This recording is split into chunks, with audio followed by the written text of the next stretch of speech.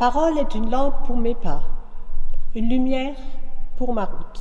Soyez les bienvenus en cette semaine sainte, en ce jour de jeudi saint.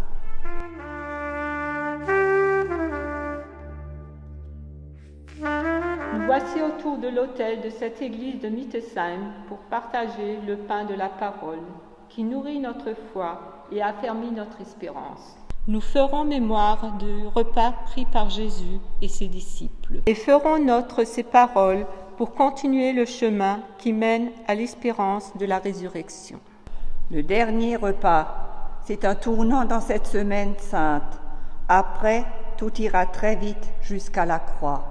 À travers ce repas, le Christ nous laisse son testament, la nouvelle alliance. Son testament restera malgré tout la trahison, malgré les reniements.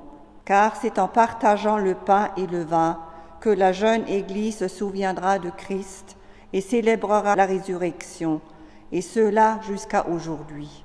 Sœur Lina nous invite à prier avec ces mots ce soir. Jésus est dans la nuit, les ténèbres règnent. Dans la chambre haute, Dieu veille. Instant précieux, instant unique. Jésus est avec ses disciples. Il les connaît, il les a choisis. Il représente ce qu'il y a de plus précieux. Seigneur, tu nous connais, nous sommes précieux à tes yeux. Jésus pose son regard sur Pierre, Jacques, Jean, Judas et les autres. Il pose un regard qui voit, qui sait. Un regard qui perce les apparences. Seigneur, je veux me laisser regarder par toi pour découvrir et recevoir ton amour. Avec un geste de maître, Jésus prend le pain, il prend la coupe. Voici mon corps donné pour vous, voici mon sang répandu pour vous.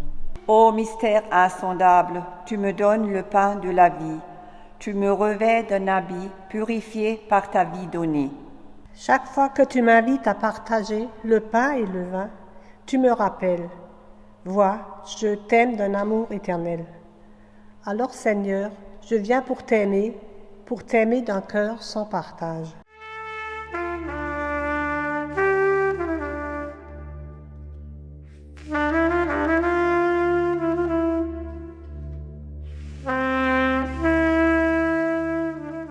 Partageons le psaume 111. De tout cœur, rendez grâce au Seigneur. Grandes sont les œuvres du Seigneur. Tous ceux qui les aiment s'en instruisent.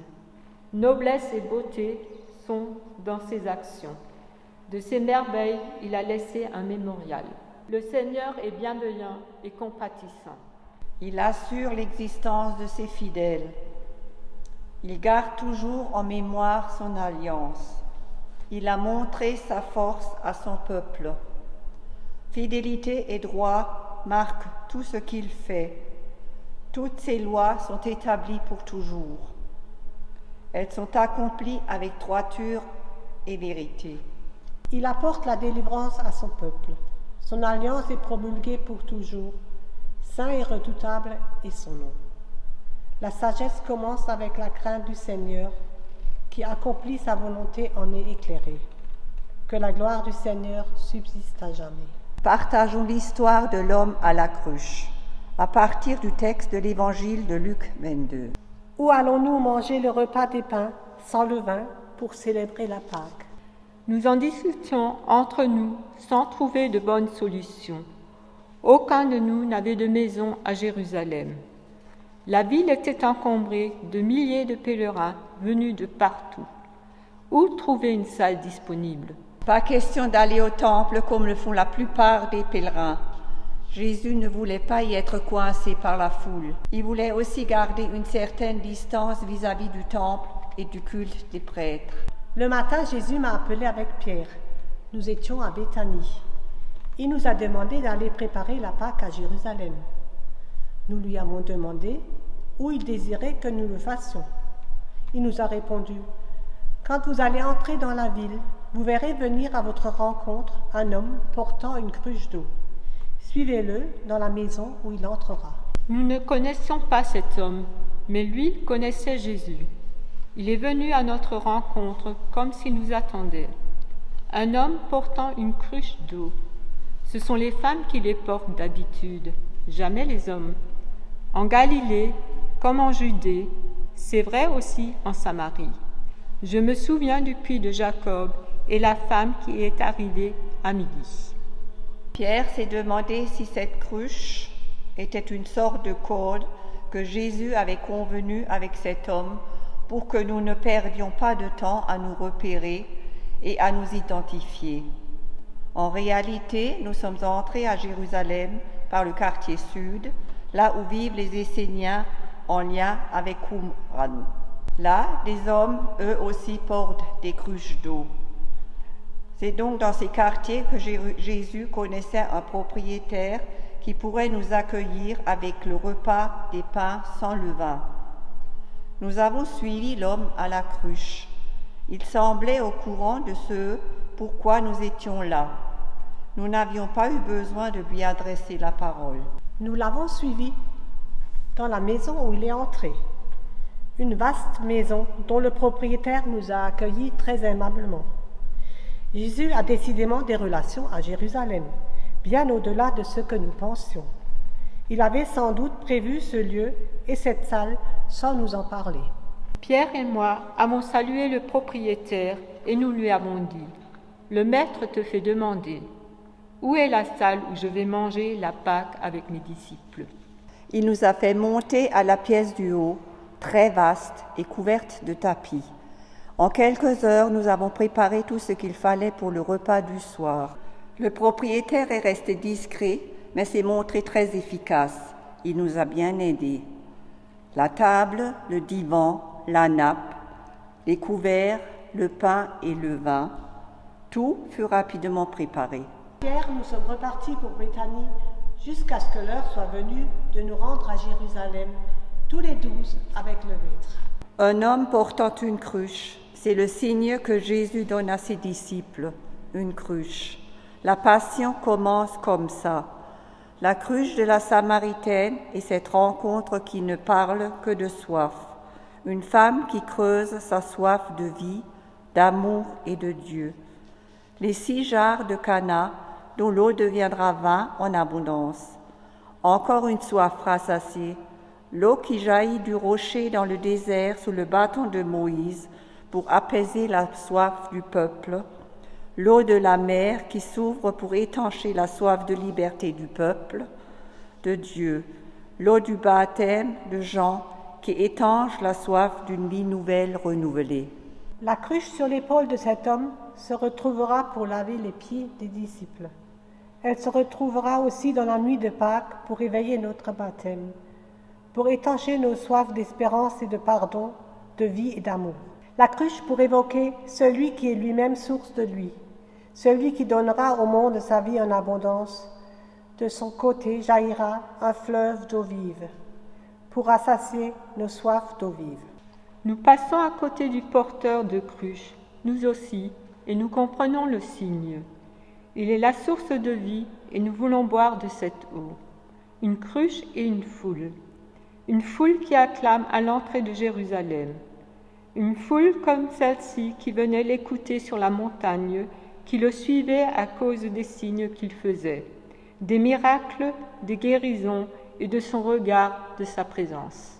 Une foule passionnée qu'il nourrissait, de sa parole et de son pain.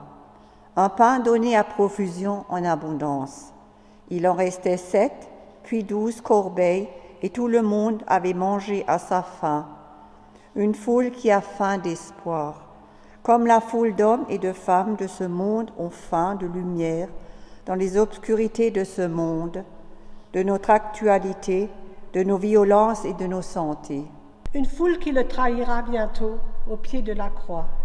Elle sera du côté des accusateurs. Elle est fragile, manipulable. Elle suit si souvent la mode qui se démode. Elle a peur d'affirmer sa foi. Elle doute parfois. Elle trahit comme Pierre.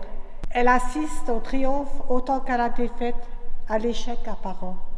Nous entrons nous aussi dans Jérusalem avec cette foule, curieux, assoiffés, affamés, chercheurs, hésitants parfois, troublés, émerveillés, reconnaissants.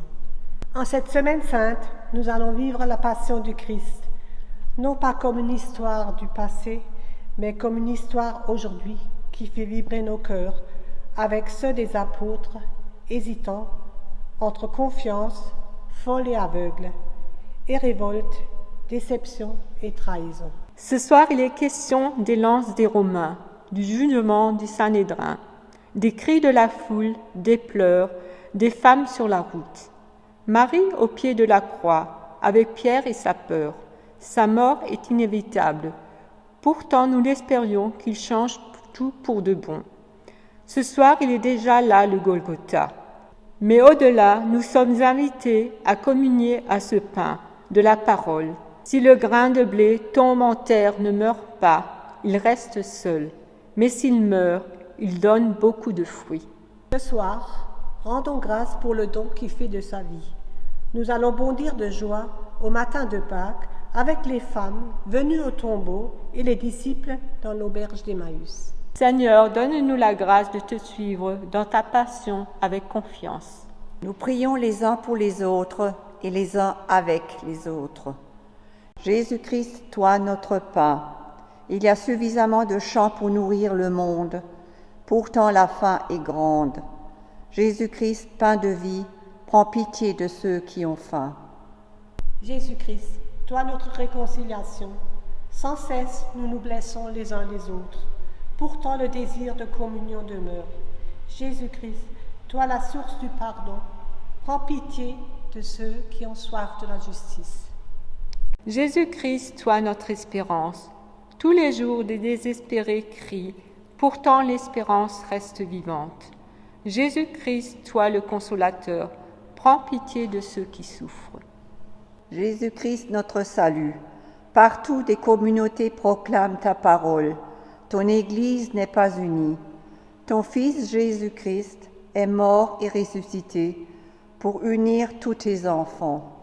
Seigneur, tu nous unis dans une même communion à ta vie et à ta mort.